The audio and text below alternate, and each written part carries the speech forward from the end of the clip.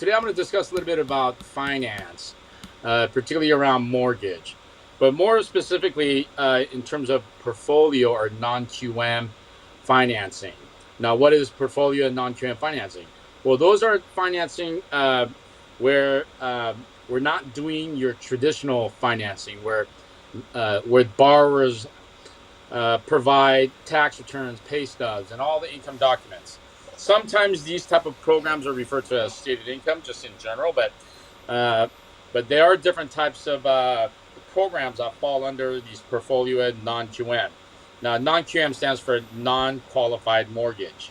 So there are a ton of different type of programs that lenders and different various lenders have, and majority of them are tailored to the specific type of clients that they're hoping to attract.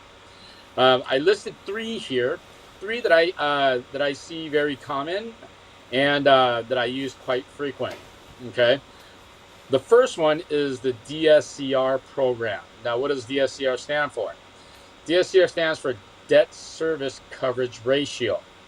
Okay, and I indicated 1-to-1 ratio or no ratio. Now, the 1-to-1 ratio or no ratio will vary depending on the lender programming guidelines and what the down payment is. So I'm not going to go into a whole lot of detail in program guidelines, but just in a nutshell, in terms of DSCR program, if you're depositing 20% down, okay, so investors, again, this particular program is designed for investors and for investment property. So if you're putting 20% down, what the lender has stated that if the total rent covers the total housing cost, that's principal and interest on the loan, property tax, and home insurance, and HOA. Okay, we sometimes refer to that as a PITI or PITIA if there's an HOA. As long as the rental income covers the entire housing expense, then that matches the 1-to-1 ratio where lender will lend money on. Now, with this program, oftentimes, how is this one different from stated income? Stated income is a little bit different. Traditional stated income is generally designed for self-employed individuals. As you know, many business and self-employed individuals make a ton of money, but on paper, because of the amount of deductions that they take, they're poor on paper. So self-employed individuals will simply state what their income is, and a lot of the lenders and their programs will request a CPA letter or a CPA prepared P&L in lieu of tax returns to help them qualify, somewhat verify their income. Okay, Does that make so sense? for the DSC, are the borrowers required to submit tax returns? No. So on the DSCR, so if you're putting 20% down and you have the 1-to-1 ratio, then only thing that they require is a lease agreement from a tenant. So, for example, let's say the total PITIA or the total housing cost was $2,000 per month, right?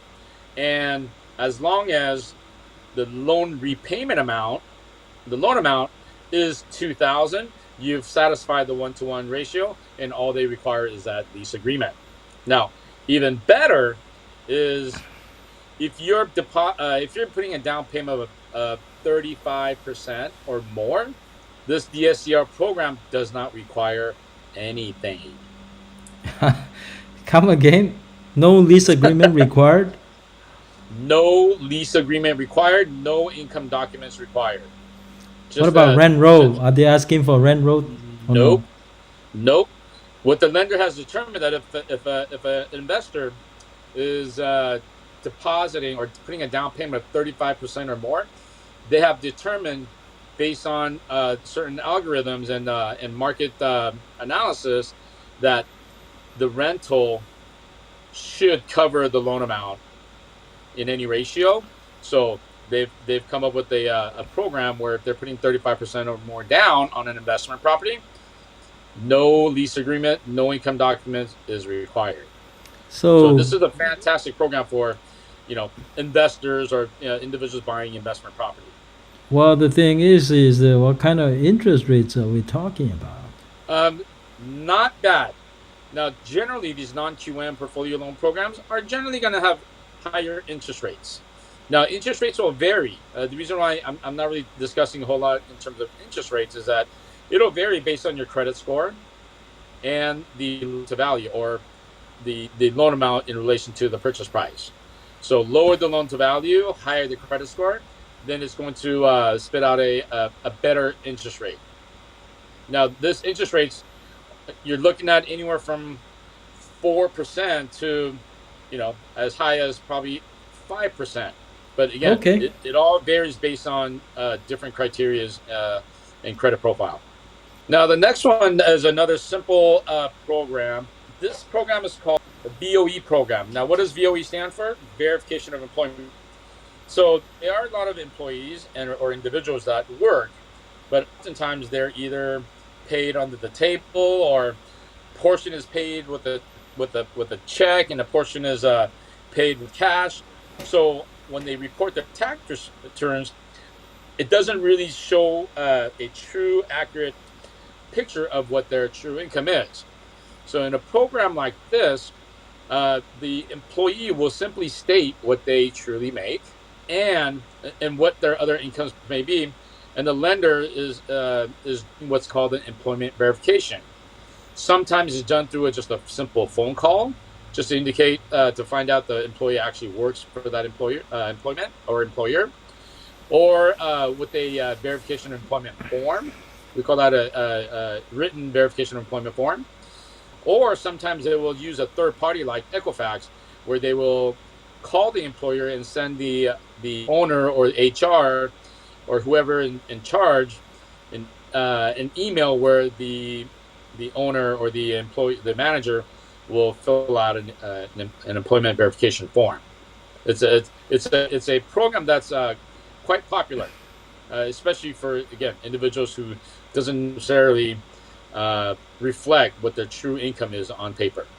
Okay, and the interest rate on programs like this could go as low as, 3.65 to all the way as high as 5%. Again, it all depends on how much you're putting down, what your credit score is, and your credit score and down payment is a major factor in determining where your rate will fall. Mm-hmm. The other program is, again, a standard state income program for self-employed individuals. A lot of business owners make a ton of money. Unfortunately, due to all the deductions that they write off on paper, they're not making a whole ton of money. So one of the ways to circumvent this is they have a program called P&L loan program, where we will request a letter from the CPA indicating that the borrower has been self-employed for more than 2 years and the business is still active, and request a CPA prepared P&L. And with that said, they are a lot of other programs, but these are your three main ones where I find it pretty successful and easy to do. Now the P&L, how do they decide based on the CPA's letter? What is the loan amount the borrower can qualify for?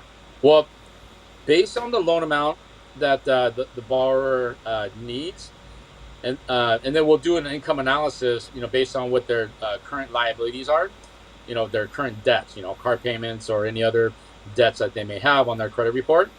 Then we'll do a debt to income ratio, and based on that debt to income ratio, different lenders have certain ratios. Generally, they're about 45 to 43%. Now, essentially, what that means is once we look at your overall gross income with the current loan that they're applying for, plus any of their current liabilities, that monthly liability amount needs to stay within 43 to 45% of the gross income. What if the business is losing money?